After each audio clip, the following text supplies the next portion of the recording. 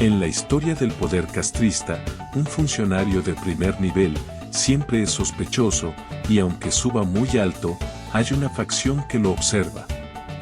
Uno de esos casos es el de Carlos Aldana, quien de jefe de despacho de Raúl Castro, pasó a integrar el secretariado del Partido Comunista y a ser considerado el tercer hombre del poder. La respuesta más sencilla a la pregunta sobre la caída de Aldana es su adhesión a la perestroika, o un pase de cuentas de los llamados dirigentes históricos, disgustados por el arribismo del recién llegado. Pero siendo un personaje conocedor de las intrigas palaciegas, ¿cómo pudo caer Aldana en esta trampa? Hay un elemento poco conocido que puede tener la clave. Resulta que Raúl Castro, al inicio, veía con simpatía la perestroika de Mikhail Gorbachov. El escritor Norberto Fuentes, un hombre cercano a Raúl Castro, ha dicho que Aldana era un loco a la perestroika. Y Raúl, también.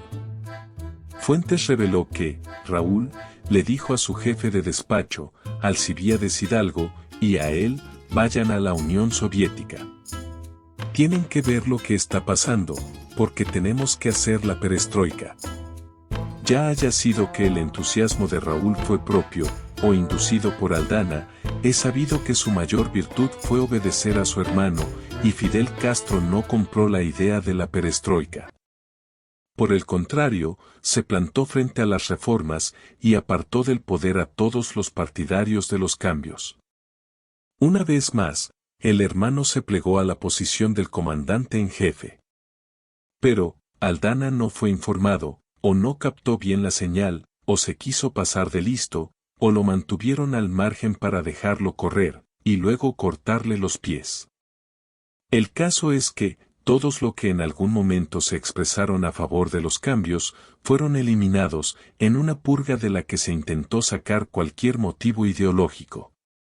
Un poco antes de la defenestración de Aldana, los tribunales castristas condenaron a pena de muerte al general Arnaldo Ochoa, el coronel Antonio de la Guardia, el mayor Amado Padrón y el capitán Jorge Martínez.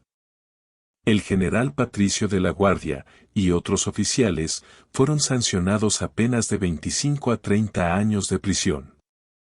Aunque las acusaciones fueron de narcotráfico, revelaciones posteriores indican que se trató de parte de una oficialidad que veía con entusiasmo los cambios de Gorbachov. El mundo está cambiando, no podemos seguir aislándonos cada vez más, dijo a Raúl Castro, el general Arnaldo Ochoa, jefe del ejército cubano en África, poco antes de ser acusado de tráfico de drogas y ejecutado. Otro de los que se expresó a favor de la perestroika, el ministro del Interior, José Abrantes, murió en la cárcel. Norberto Fuentes, amigo también del coronel Antonio de la Guardia, dijo que, entonces, muchos cuadros del Ministerio del Interior compartían la posición del ministro y Aldana apoyaba todo lo que decía Abrantes. De tal modo, el narcotráfico permitió, a Castro, no solo desvincularse de un escándalo internacional por el tráfico de drogas, sino también eliminar a cuadros incómodos, sin darle una connotación política. Hasta donde se sabe, no llegó a concretarse un complot perestroico, pero, el paranoico Castro lo veía venir y, decidió matar, con un solo tiro, los pájaros del cambio y del narcotráfico. Y esa oscura maniobra se llevó, también a Aldana, quien fue separado en 1992 de su cargo de jefe del departamento del Partido Comunista que controlaba la ideología, las relaciones internacionales, la educación y la prensa. Fue acusado de errores en el desempeño de sus funciones, sin ninguna alusión a su inclinación reformista. Pero en los pasillos de Palacio todos comprendieron. El tercer hombre había caído en la trampa de la perestroika.